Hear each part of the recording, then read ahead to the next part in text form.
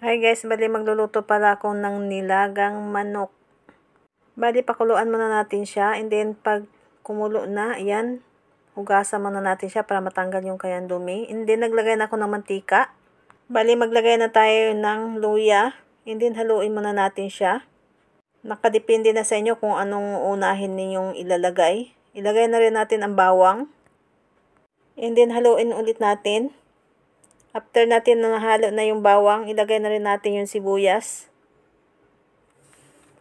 After natin ilagay yung sibuyas, ilalagay na rin natin yung manok. And then, maglagay tayo ng asin at para naman magkaroon ng lasa na yung ating manok. And then, takpan natin. After natin takpan natin, buksan muna natin siya. And then, haluin muna natin.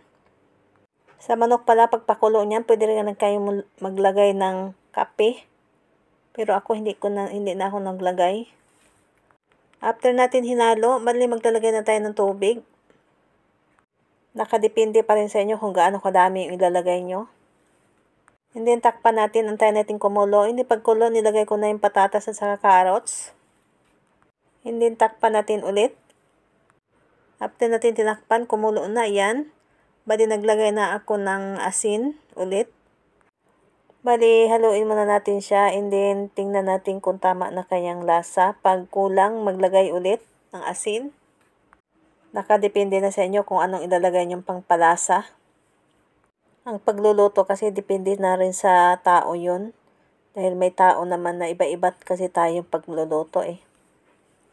Bali balik na tayo sa tinuluto. Ilalagay natin yung pitsay.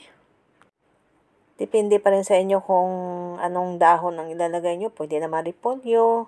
So, maglagay tayo ng sibuyas. Pwede rin kayo maglagay dito ng siling haba o yung pangsigang.